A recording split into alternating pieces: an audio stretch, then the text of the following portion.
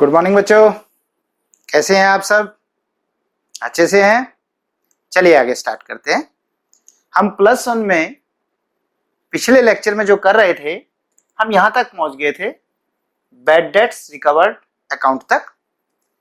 जान के मुझे छोड़ना पड़ा क्योंकि लेक्चर लंबा हो रहा था और मुझे लगा कि शायद बच्चों के लिए ज़्यादा हेक्टिक हो जाएगा, इसलिए उसको वहीं छोड़ दिया था। हम नए लेक्चर में स्टार्ट करते हैं, उससे आगे चलते हैं। ठीक है बच्चों, तो हम आगे करेंगे आउटस्टैंडिंग एक्सपेंसेस। क्या करेंगे? Outstanding expenses account. लीजिए, आउटस्टैंडिंग एक्सपेंसेस क्या होता है? फोर्थ पॉइंट है outstanding expenses account. Outstanding expenses Hindi में इसे कहते हैं अदत्त व्यय। क्या कहते हैं? अदत्त व्यय। पहले इसका मतलब समझिए। ये हमारा एक वर्ष 1 अप्रैल 2019 से लेकर 31 मार्च 2020 तक का एक साल है पूरा। ठीक है? अच्छा जी, अब क्या है, मान लो हम सैलरी पे करते हैं। सैलरी पे करते हैं तो एंट्री क्या बनती होगी? Salary account debit to cash. मान लेते हैं 1,000 रुपया हम हर महीने देते हैं। ठीक है, वैसे तो 1,000 बहुत छोटी रकम मानी है, लेकिन ये कुल मिला के 1 करोड़ भी हो सकती है, 10 करोड़ भी हो सकती है। क्वेश्चन कराने के लिए 1,000, अगले महीने भी 1,000, अगले महीने भी 1,000। यानी हर बार ऐसे तो नहीं करेंगे, बार बार एंट्री करेंगे, salary debit to cash, salary debit to cash, salary debit to cash, ऐसे करते चलेंगे। यानी ये महीने हैं, जो ये बीच में जो भी महीने हैं, इस महीने वर्कर काम करेंगे। ठीक है, इसकी तनख्वाह इस महीने में 7-8 तारीख को दे देंगे। जैसे 7 तारीख को दे दे, कभी दे दे 7 अप्रैल की तनख्वाह 7 मई को दे देंगे। यानी ये 7 मई को दे दिया। फिर 7 मई के बाद अगली बार 8 मई को दिया तो 8 जून को दे दिया। अगली बार 7 जुलाई को दे दिया। ऐसे करते चलेंगे। ओके, हर महीने 1,000 देते चलेंगे। तो आप गौर करके चलो, इसकी इस महीने, इसकी इस महीने, इसकी इस महीने, सब ठीक है क्योंकि इसी साल में हो रहा है। लेकिन जो आप आखिरी महीने काम करोगे, जिसको मार्च कहेंगे, क्या मार्च की सैलरी मार्च में दे दोगे? नहीं भाई, मार्च की सैलरी वही फिर 7 तारीख को देंगे। तो इसका मतलब है आपका साल तो यहां खत्म हो गया, लेकिन आप सैलरी तो नहीं दे पाए। अभी आप सैलरी तो नहीं दे पाए ना। तो ऐसा क्या करते हैं इसमें, जब आपका कोई खर्चा इस वर्ष का हो, ठीक है, जब कोई एक्सपेंसेस इस साल से संबंधित हो और वो आप पे ना कर पाओ, भुगतान, जिसका बेनिफिट तो उठा लिया। बेनिफिट कैसे उठाया? वर्कर ने काम कर दिया, हो गया काम पूरा, बेनिफिट ले लिया, बस पैसे नहीं दिए। फिर से समझो, जो एक्सपेंसेस इस वर्ष से संबंधित है लेकिन किसी वजह से भुगतान नहीं किया जा सका, उसे हम आदत व्यय कहते हैं। क्या कहते हैं? आदत व्यय, जिसको आउटस्टैंडिंग एक्सपेंसेस कहते हैं। पहले तो मतलब समझ में आया, फिर से समझा दूं। ऐसा व्यय जो हिसाबी वर्ष में जिसका बेनिफिट तो ले लिया, ऐसा व्यय जिसका हिसाबी वर्ष में बेनिफिट, लाभ तो ले लिया, लेकिन सिर्फ भुगतान करना बाकी रह गया है, उसको कहते हैं अदत्त व्यय, जो दिया नहीं, पेमेंट नहीं किया। ठीक है बेटे, अब देखिए करते कैसे हैं। ये कितनी बार हुआ होगा बेटे आपका? ये 11 बार पे हो गया होगा। मैं इसको 11 से गुना कर दूं बेटे, कि 11 बार कर दिया होगा आपने, 11 बार। ठीक है, आपने इसे 11 बार पे कर दिया होगा, तो 11 बार में आपने 11,000 दे दिए होंगे, राइट? भाई 11 बार एंट्री होगी तो 11 बार सैलरी हो गई होगी, एक बार तो नहीं हुई। हमारा रूल जो एक्रूड बेसिस पे चलता है, एक्रूड जानते हो? उपार्जन विधि पे कि जो खर्चा इस साल का उसको इसी साल में खर्चा मानो, चाहे वो भुगतान कर दिया चाहे नहीं करा, और जो इनकम इस वर्ष की है उसको इसी साल की इनकम मानो, चाहे वो मिल गई चाहे नहीं मिली। तो इसी तरह पे क्योंकि खर्चा मेरा 11,000 का है या 12,000 का है, बताओ, खर्चा तो 12,000 का है, 11,000 मैंने पे कर दिया, एक पे नहीं किया, बस पे ही तो नहीं किया, खर्चा तो हो चुका। तो ऐसे खर्चे को भी इसी वर्ष की आखिरी तारीख क्या आएगी, 31 मार्च को 2020 को आपको वो एंट्री करनी पड़ेगी। कौन सी एंट्री करनी पड़ेगी, कौन सी करनी पड़ेगी, खर्चे की। पे कर दिया, अगर मैं पे कर देता, अगर कर देता तो एंट्री क्या करता है बेटे, मैं सैलरी अकाउंट डेबिट 1,000 होता ना, क्योंकि 11 तो हो चुका, और 2 क्या कर देता, कैश अकाउंट 1,000। बोलिए, salary account debit to cash account, ठीक है बेटे, ये कर देता हूं। लेकिन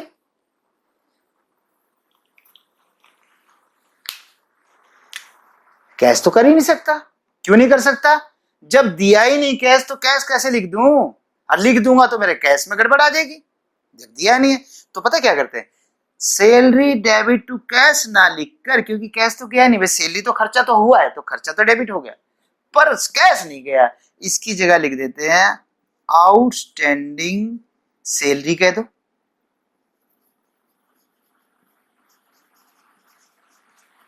आउटस्टैंडिंग सैलरी, आउटस्टैंडिंग एक्सपेंसेस कह सकते हैं, लेकिन क्योंकि सैलरी लिखा है इसलिए सैलरी लिख दिया हमने। तो आउटस्टैंडिंग सैलरी अकाउंट, ये एंट्री होगी। अब गौर करो, सैलरी पहले कितनी डेबिट हो गई, 11,000, अभी अभी सैलरी कितनी और डेबिट कर दी, 1,000, कुल मिलाकर मेरी सैलरी 12,000 हो गई। और इस साल की सैलरी 12 ही बनती है, ठीक है, लेकिन कैश कितना गया, 11,000, और 1,000 क्या हो गया, आउटस्टैंडिंग सैलरी, और ये आउटस्टैंडिंग सैलरी लाइबिलिटी हो जाता है। क्या बन जाता है, ये लाइबिलिटी। बस याद रखना कि भाई लाइबिलिटी है, दायित्व है। दायित्व कैसे, मतलब जो हमने चुकाना है, लाइबिलिटी। और ये वैसे अगर पर्सनल अकाउंट, रियल अकाउंट में बात करें तो पर्सनल में इसे रिप्रेजेंटेटिव पर्सनल अकाउंट कहते हैं, ठीक है, वो आप बुक्स में भी देख सकते हैं, रिप्रेजेंटेटिव, कि ये जो सैलरी जिनको देनी थी उनके अकाउंट को रिप्रेजेंट करता है, लाइबिलिटीज, ठीक है बेटा, आगे समझ में। तो ऐसे करते हैं इसको। अच्छा, अगले वर्ष ये करना नहीं है, लेकिन आपको समझा रहा हूं, अगले वर्ष जब आप भुगतान करोगे, कभी तो करोगे ना, 7 तारीख को, कि अगले साल की 7 अप्रैल 2020 को, क्योंकि आपका साल तो 31 मार्च को खत्म हो गया, तो उसके बाद 1 अप्रैल को शुरू होगा, तो 7 तारीख को आप पे तो करोगे ना, तो उस दिन क्या एंट्री करोगे, बताओ। अगर उस दिन पे करूंगा तो कैश तो जाएगा, तो मेरा कैश तो क्रेडिट होगा बेटे, आप तो याद हो चुका होगा, कैश आने पे डेबिट, जाने पे क्रेडिट, तो कितना क्रेडिट होगा, 1,000। डेबिट क्या कर दूं, सैलरी अकाउंट डेबिट, बस यही गलती है। अगर मैं इसे सैलरी लिखूंगा तो एक गलत हो जाएगा। ये जो मेरा नया वर्ष है इसमें भी तो वही सिस्टम होगा, अगर मैं यहाँ पे सैलरी लिखूंगा तो गलत हो जाएगा, जबकि मैंने सैलरी नहीं दी है, मैं पिछली सैलरी दी है, तो इसलिए इसको आउटस्टैंडिंग सैलरी कहेंगे। और एक और बताऊं, आउटस्टैंडिंग को O/S लिखा जाता है, बिल्कुल लिखा जाता है, आप इसको यूज कर सकते हो धड़ल्ले से, कोई प्रॉब्लम नहीं है। आउटस्टैंडिंग, पर बोलना आउटस्टैंडिंग, OS नहीं बोलना बेटे। तो outstanding salary account debit to this, और 1,000 रुपए से, बोलिए बेटे, आगे समझ। अब चेक करके देखो, जो सैलरी पिछले साल क्रेडिट थी वो सैलरी अगले साल देखिए खत्म हो गई। जब कोई चीज क्रेडिट और बाद में डेबिट हो जाए तो खत्म हो जाती है, तो देखा जाए तो कट गई, कट गया तो वही बात आ गई कि इससे इधर इधर तो सैलरी कितनी हो गई थी, 12,000, कैश कितना हुआ था इधर, 11,000, और इधर कैश कितना हुआ, 1,000। तो देखिए सैलरी तो हुआ इधर कितना बेटे, 12,000, कैश कितना पे हुआ, 11,000, इधर कैश के पे कितना हुआ, 1,000, और आउटस्टैंडिंग हुआ था तो वो यहाँ पर आउटस्टैंडिंग था वो 1,000, और फिर वो आउटस्टैंडिंग ही 1,000 माइनस हो गया, वो 1,000 यहाँ का यहाँ खत्म हो गया, तो आउटस्टैंडिंग तो कुछ बचा ही नहीं, तो सैलरी 12,000 होगी। बस यही हुआ कि मेरा इस वर्ष में सैलरी 12,000 हुई है, लेकिन कैश मेरा 11 गया है, 1,000 कैश अगले साल गया है, तो इस एंट्री के, तो आपको एग्जाम में कौन सी एंट्री करनी है? मैंने 3 करवा दी। ये करवा दी जब आप समय समय पर सैलरी देते थे, ये करवा दी जब साल के अंत में एडजस्टमेंट करोगे, और ये करवा दी जब वो सैलरी जो आउटस्टैंडिंग थी कभी तो रियलिटी में पे करोगे। तो आपको कौन सी करनी है एग्जाम में? आपको करनी है ये एंट्री। ये तो समय समय पे होती रही होगी, वो नहीं करनी। ये आगे चल के करनी है, ये भी नहीं करनी। आपके लिए सिर्फ ये एंट्री है। तो अगर इन दोनों को छोड़ दो तो याद कैसे रखोगे? सिंपल, सैलरी आउटस्टैंडिंग है। आउटस्टैंडिंग माने जो इस साल का खर्चा दिया नहीं, तो सैलरी अगर दे देते तो क्या एंट्री करते? सैलरी डेबिट, और 2 करते कैश। कैश नहीं करना, उसकी जगह आउटस्टैंडिंग सैलरी करना। ये लो तरीका, और ये लायबिलिटी हो जाएगा आगे जाके। लायबिलिटी बैलेंस शीट तो थोड़ी सी सीखी थी इक्वेशंस में, तो लायबिलिटी में जाएगी आउटस्टैंडिंग सैलरी। और थोड़ी देर पहले मैंने आपको बताया भी था पीछे, एक वो पिछले लेक्चर में करा था ना ओपनिंग एंट्री, जिसमें मैंने कहा आउटस्टैंडिंग एक्सपेंसेस बताऊंगा, ये बता दिया। ठीक है बेटे, चलें आगे। नेक्स्ट, अब हम चलते हैं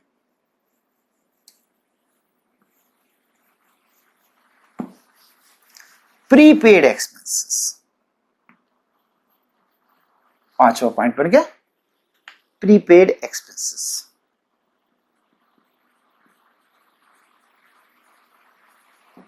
प्रीपेड एक्सपेंसेस, पूर्व दत्त वे। प्रीपेड एक्सपेंसेस ये कौन सा है? उसका उल्टा है।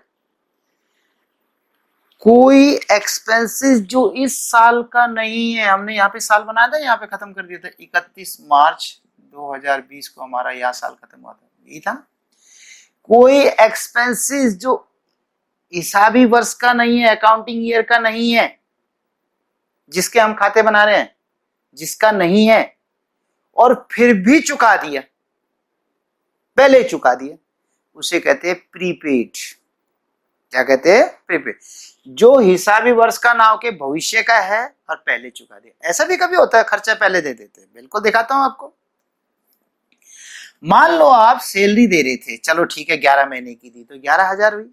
ओके, इस बार कर्मचारी ने कहा आखिरी महीने में, सर मुझे 2 महीने की एडवांस सैलरी दे दो, मेरी बेटी की शादी है, मुझे गांव जाना है और खर्चा तो है। तो बेटे हमें मालिक को देना पड़ जाता है कि यार बात सही है, उसकी समस्या है, इसलिए मालिक को देना पड़ जाता है। तो बेटा दे दी ना सैलरी फालतू। कहा हम 11 महीने की देकर एक की अगले महीने देना चाह रहे थे, लेकिन उसकी भी मांग ली उसने, और प्लस कहता जी 1-2 महीने की और दे दो फालतू। तो कितनी होगी? 12 तो हो ही जाएगी इस साल की, लेकिन मैंने 2 और फालतू दे दी, 14,000 दे दी। तो देखिए जब जब मैं सैलरी देता रहूंगा तो एंट्री क्या करी होगी मैंने? Salary account debit to cash account 1,000, और ऐसे करके देता रहूंगा 1,000। लेकिन आखिरी महीने की करें, चलो आखिरी की कर लेते हैं हम।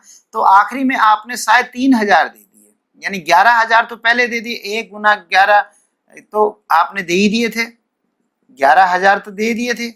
और जब आखिरी महीने में भी दिया होगा आपने, तो आखिरी महीने में 3,000 और दे दिया होगा, क्योंकि 2 महीने की फालतू मांग रहा था, तो जो फालतू मांगेगा वो भी मांगेगा।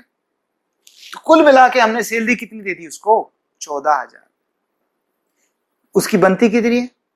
12। इस साल की सैलरी बनती है 12 और हमने कितनी दे दी? 14। अब क्या करें? 11 3 14 होगा। तो बेटा आपने सैलरी 14 दे दी, यानी अगर कहूं तो सैलरी कितनी गई? 14,000। आपका कैश कितना गया? 14,000 कैश गया, 14,000।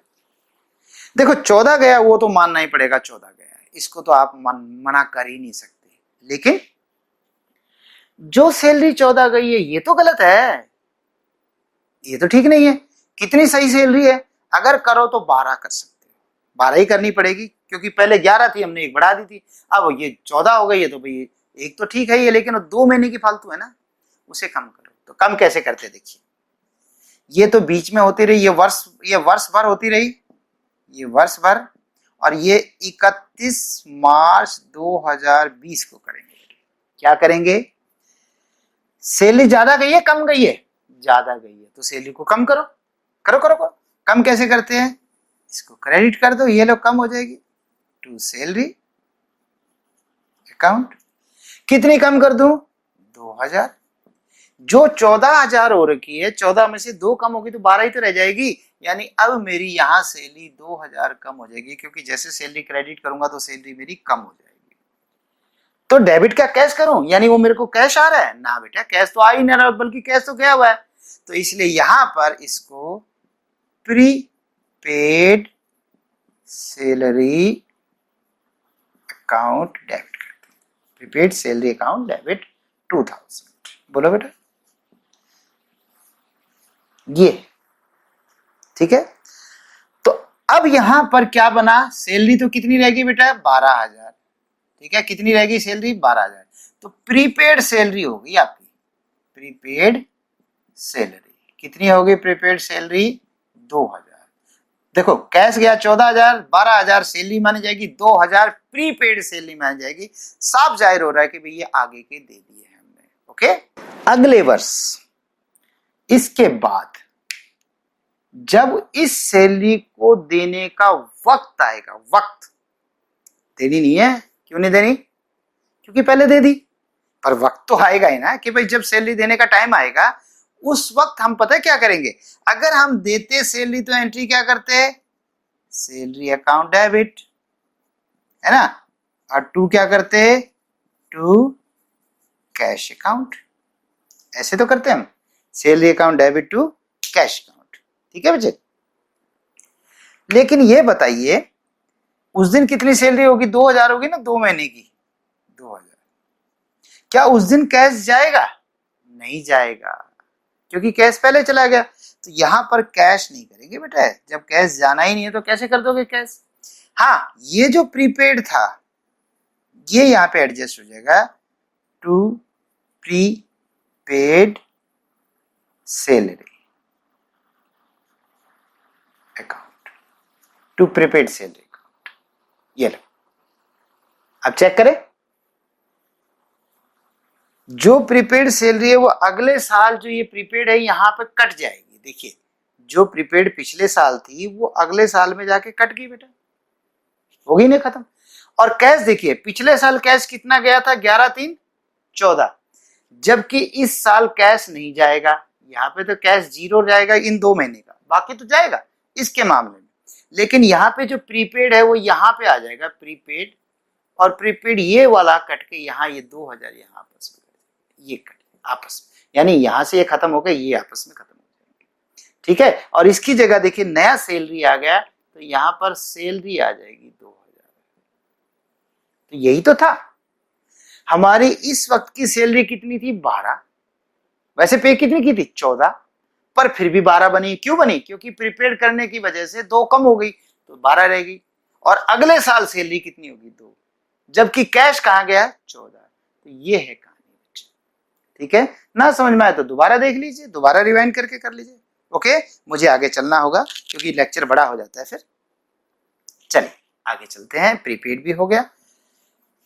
तो अब हाँ ये जरूर बताना था, एग्जाम में तीनों में से 3 एंट्री नहीं करनी, एग्जाम में ये करनी होगी। ठीक है, प्रीपेड सैलरी। तो अब इसको याद कैसे करेंगे कि कैसे करते हैं? देखिए बेटा क्वेश्चन में लिखा होगा, थोड़ा सा यहाँ पे गड़बड़ भी हो जाती है बच्चों से, फिर कभी दोबारा भी समझाऊंगा मैं। क्वेश्चन में लिखा होगा कि इस वर्ष जितनी सैलरी पे की गई उसमें से 2000 प्रीपेड है, या 2000 इस साल की संबंधित ना होकर अगले साल की है। जितनी पे की गई, जितनी कर दी है उसमें से 2 है। तो क्या करेंगे आप? सैलरी पे करते रहे तो सैलरी क्या होती रहेगी? डेबिट। ये एंट्री करनी नहीं है, ये तो आपके दिमाग में होनी चाहिए कि जब भी सैलरी दी होगी सैलरी डेबिट होगी, और वो फालतू हो रखी है तो कम करो। तो सैलरी क्या होती रही? डेबिट। सैलरी को करो क्रेडिट। क्या करो? सैलरी को क्रेडिट, ताकि सैलरी कम हो जाए। कितनी? 2000, और उसको कर दो ट्रांसफर प्रीपेड सैलरी। ये एंट्री करनी। ठीक है, बाकी ये नहीं करनी, ये नहीं करनी। मेन एंट्री तो आपकी ये है। अच्छा, जो मैंने कहा था कंफ्यूजन, वो कुछ क्वेश्चंस में, वो क्वेश्चन में जनरल एंट्री के तौर पे पूछेगा, if we paid prepaid salary 2000, अगर हम पे करे, उसी दिन पे करे, उसी समय पे करे, तब बेटा प्रीपेड सैलरी टू कैश होगा। नहीं समझ में आया, कोई बात नहीं, छोड़ दीजिए, जब समय आएगा तब मैं करा दूंगा। फिलहाल एक आपके दिमाग में हिंट डाला है कि यदि सैलरी जो दे दी थी उसमें से प्रीपेड करना है तब तो प्रीपेड सैलरी टू सैलरी। और अगर कोई पिछली नहीं थी, जैसे मान लीजिए कोई शुरू में ही काम पे आया और उसने कहा सर मुझे तो अभी पैसे चाहिए क्योंकि मैं पिछले जॉब में जहां था वहां मैं उस शहर में रहता था, मैंने वहां के कर्जे चुकाने हैं।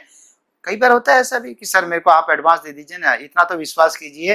हालांकि विश्वास कैसे करे, लेकिन कह सकता है सर मैं पीछे भी तो 10 साल उस कंपनी में काम करके आया, अब आपके यहाँ परमानेंट करूंगा, लेकिन मुझे एक बार पहले पैसे दे दीजिए, ऐसा भी हो सकता है। तो प्रीपेड सैलरी टू सीधा कैश हो सकता है, ठीक है।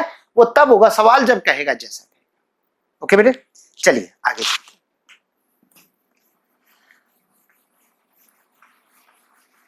ये बेस है बच्चे, इनको धीरे धीरे समझते चलिए, क्योंकि अगर ये समझ में नहीं आएंगे तो इन्हीं की वजह से किसी बच्चे का फ्यूज उड़ता है, बाद में सारी चीजें इकट्ठी हो जाती हैं कि मेरे को तो ये भी समझ में नहीं आ रहा, वो भी नहीं आ रहा, वो भी नहीं आ रहा। और जबकि मैं आपको एक एक स्टेप लेके चल रहा हूँ। तो मेरा आउटस्टैंडिंग हो गया, प्रीपेड हो गया, अब मैं डेप्रिसिएशन की बात करूंगा। किसकी बात करेंगे? Fifth 6 point depreciation. डेप्रिसिएशन को हरास भी कहते हैं, है के नीचे रै लग जाता है, या का डंडा रा हो जाता है, हरास। थोड़ा सा टिपिकल लग रहा है, हरास, हरास, ठीक है, हरास। डेप्रिसिएशन, लेकिन इंग्लिश में ठीक बोला जा रहा है, डेप्रिसिएशन। ये क्या होता है डेप्रिसिएशन?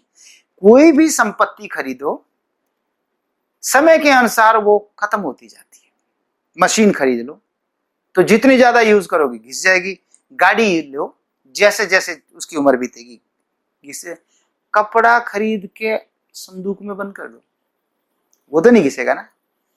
अगर 20 साल के लिए रख दो, 20 साल बाद कपड़ा निकालना बिल्कुल साबित मिलेगा, लेकिन जैसे ही थोड़ा सा खींचना सारा फट जाएगा। मैं कह रहा हूं उसकी लाइफ कम होती है। इंसान कितना ही जड़ी बूटी खिला लो, कितना ही ध्यान कर लो, ये ठीक है, कोई व्यक्ति 50 में, कोई 70 में एक्सपायर हो जाता है, हो सकता है वो व्यक्ति 110 साल भी चल जाए, लेकिन मृत्यु तो अटल है, उसको तो कोई रोक नहीं सकता।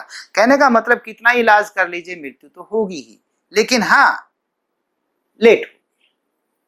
चलिए, तो डेप्रिसिएशन क्या होता है? जो हमारी संपत्तियां हैं, खासकर स्थायी संपत्तियां, फिक्स्ड एसेट्स होती हैं, वो समय के अनुसार घिसती रहती हैं। मूर्त संपत्तियां, अमूर्त तो खैर नहीं घिसती, जो दिखाई नहीं दे रही वो कैसे घिसेगी, लेकिन जो मूर्त संपत्तियां जिनकी शकल है, वो संपत्तियां यूज करने से या समय व्यतीत होने से, या और भी कई कारण होते हैं जो हम डेप्रिसिएशन के टॉपिक में कराएंगे, धीरे धीरे धीरे धीरे घिसती रहती है, यानी उसकी कीमत कम हो जाती है।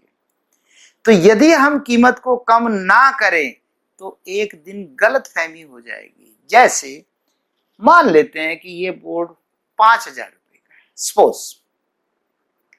अभी टूटेगा तो सही, समय के अनुसार ढीला तो पड़ेगा, हाँ जितना ठीक से रख रखाव रखेंगे थोड़ा लंबी लाइफ हो जाएगी, लेकिन अगर बिल्कुल रफ यूज करेंगे तो जल्दी खत्म होगा। तो बच्चे इसकी लाइफ धीरे धीरे खत्म होगी ना। अब मैं सोच के चलूं कि कभी भी बेच लूं तो 5,000 में बिक जाएगा, और ये घिसते घिसते घिसते 1,000 का रह गया। कल को कोई आए,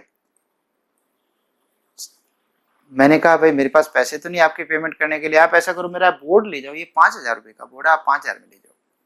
कहेगा सर 5,000 ये तो इतना पुराना हो गया, देखिए कैसे खराब हो चुका है, 1,000 लूंगा। तो देखो कितनी बड़ी गलती हो गई। मैं सोच रहा हूं मेरी ये संपत्ति 5,000 की है, जबकि कोई खरीदार ही नहीं है 5,000 का, 1,000 की होगी। तो क्या है कि मुझे समय समय पर संपत्ति को घिसाना पड़ेगा, कम करना पड़ेगा, वरना गलतफहमी हो जाएगी। ठीक है, अब करते कैसे? Depreciation is a nominal account. क्या है ये? नॉमिनल अकाउंट है, और नॉमिनल के रूल के हिसाब से अगर डेप्रिसिएशन नुकसान है, लॉस है, खर्चा है तो डेबिट कर दो, अगर डेप्रिसिएशन इनकम है तो क्रेडिट कर दो। बस जब भी कभी डेप्रिशिएट करोगे तो वस्तु घटेगी, कम होगी, संपत्ति कम होगी, इसलिए इसे लॉस मानेंगे, एक्सपेंसेस, लॉस नहीं एक्सपेंसेस मानेंगे। हालांकि एक बात बताऊं, इसमें कैश नहीं जाता, मतलब कैश कैसे नहीं जाता? ऐसे नहीं जाता, जब ये बोर्ड खरीदा गया था तब कैश गया है, तब गया है। लेकिन हर साल ये कुछ कम होता जाएगा तो तब कैश नहीं जाएगा। तो आगे ना कैश जाता नहीं है डेप्रिसिएशन करने में, पर फिर भी खर्चा है। तो क्या करते हैं हम, डेप्रिसिएशन का हम करेंगे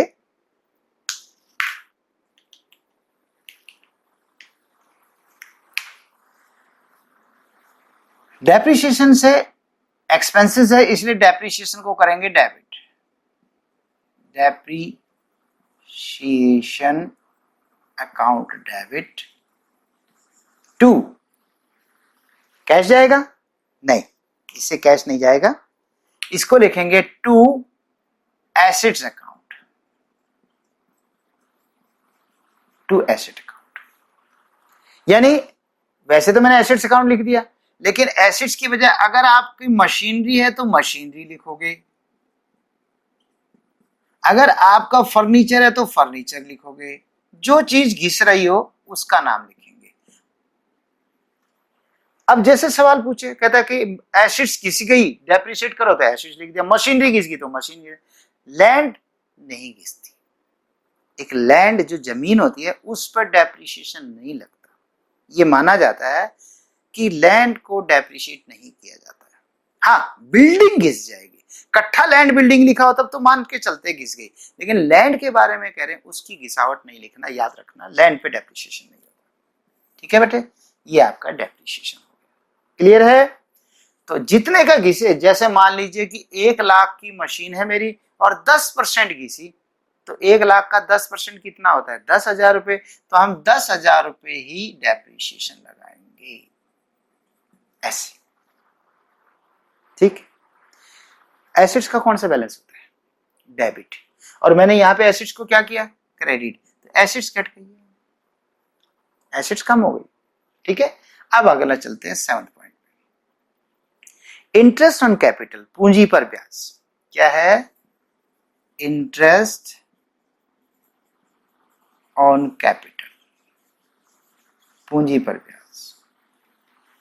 पूंजी पर ब्याज का मतलब, पूंजी पर ब्याज का मतलब है कि जो मालिक है, जिसने पूंजी लगा रखी है, वो कहता है मुझे मेरी पूंजी पर ब्याज दो। किससे कहता है? खुद से, यानी बिजनेस से। अकेला है तब भी और साथी है तब भी, यानी पार्टनर से तब भी। ऐसा क्यों कह रहा है? देखिए बेटा, कोई आदमी ये सोचता है कि अगर मैं इस बिजनेस में 5 लाख रुपए लगा के व्यापार कर रहा हूं और अगर मुझे साल में 50,000 रुपए ही मिल पा रहे हैं, प्रॉफिट हो रहा है, तो कहेगा क्या फायदा है इस बिजनेस को करने का? इससे अच्छा तो इतने रुपए बैंक में फिक्स करवा दो। बैंक आपको 10%, तो आजकल तो 10 नहीं है, लेकिन चलो मोटे तौर पे कैलकुलेशन के लिए कर लेते हैं, नहीं तो आज 7 और 8% तो मिल ही जाता है। तो मोटे तौर पे क्या फायदा हुआ इतना करके? तो इसीलिए मालिक अपनी पूंजी पर ब्याज लेता है, ताकि उसे पता रहे भाई जितना मैंने कमाया कुछ तो मेरा ब्याज हो गया। फिर कई बार वो सैलरी भी ले लेता है, कहता है जी मैंने काम भी तो किया है, अगर मैं यहाँ ना होता तो मैं किसी कंपनी में नौकरी करता तो वहां भी तो तनख्वाह लेता, वो सैलरी भी ले लेता है। चलो जो भी है, तो हम क्या कर रहे हैं? मालिक को ब्याज दे रहे हैं। इंटरेस्ट भी नॉमिनल अकाउंट है। क्या है ये? नॉमिनल अकाउंट है। अब ये बताइए, ये ब्याज हमारे लिए खर्चा है या इनकम है? हमारा मतलब बिजनेस, हमारा मतलब बिजनेस के लिए। कौन ब्याज लेगा? मालिक। कौन ब्याज देगा? बिजनेस। अब मालिक और बिजनेस में फर्क करो। आप खाते मालिक के नहीं बना रहे, आप खाते व्यवसाय के बना रहे हो। तो बताइए, बिजनेस को ब्याज देना पड़ेगा या बिजनेस को ब्याज मिलेगा? जब मालिक को ब्याज देगा तो बिजनेस तो ब्याज देगा, तो बिजनेस के लिए वह खर्चा, और खर्चे के नियम के साथ नॉमिनल का रूल क्या है? खर्चे को क्या करते हैं बेटे? बताइए, आप तो याद हो गया होगा, debit all the expenses losses, credit all the incomes and gains. तो खर्चे को करेंगे डेबिट, तो इसलिए इंटरेस्ट अकाउंट डेबिट। ठीक है बेटा, डेबिट करेंगे क्योंकि ये खर्चा है। टू कैश, क्या कह रहे हैं बच्चे? टू कैश अकाउंट, कैश दे दिया। नहीं नहीं नहीं, गलत गलत। मालिक को कैश नहीं देते तो किसको देते हैं? बाकियों को देते हैं। तो मालिक कहता है बस मेरा ब्याज लगा दो, मुझे घर पैसा नहीं चाहिए अभी, जब जरूरत होगी मैं तो इंतजार ही नहीं करूंगा, तभी उसी टाइम निकाल लूंगा, बस फिलहाल मुझे मेरा ब्याज दे दीजिए। तो क्या करते हैं बच्चे, यहां पर कैश नहीं लिखेंगे, यहां पर लिखेंगे आप capital account, to capital account, यानी इंटरेस्ट प्रोवाइडेड दिया गया on capital, interest provided on capital, पूंजी पर ब्याज लगाया गया। ठीक है, तो जितना भी, जैसे जितनी पूंजी है, मान लीजिए 2 लाख रुपए उसकी पूंजी है और 2 लाख पे 10% ही ब्याज देना है, तो 1 साल का कितना ब्याज हो गया? 20,000 रुपए। ये तो बिल्कुल सिंपल तौर पे बता रहा हूं। ठीक है, ऐसे करके कर लेते हैं। तो ये आपका इंटरेस्ट ऑन कैपिटल हो गया। अगला चले, 8वां पॉइंट, इंटरेस्ट ऑन ड्राइंग्स। अब इसको मिटा ही देता हूं, थोड़ा सा जगह बच जाएगी। इंटरेस्ट ऑन ड्राइंग्स,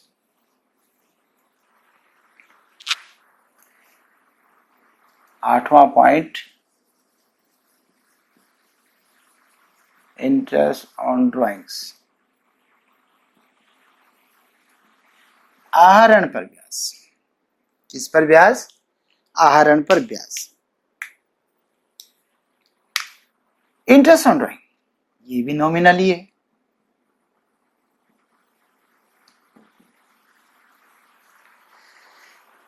मालिक को ब्याज दिया था, अब हम मालिक से ब्याज ले रहे हैं।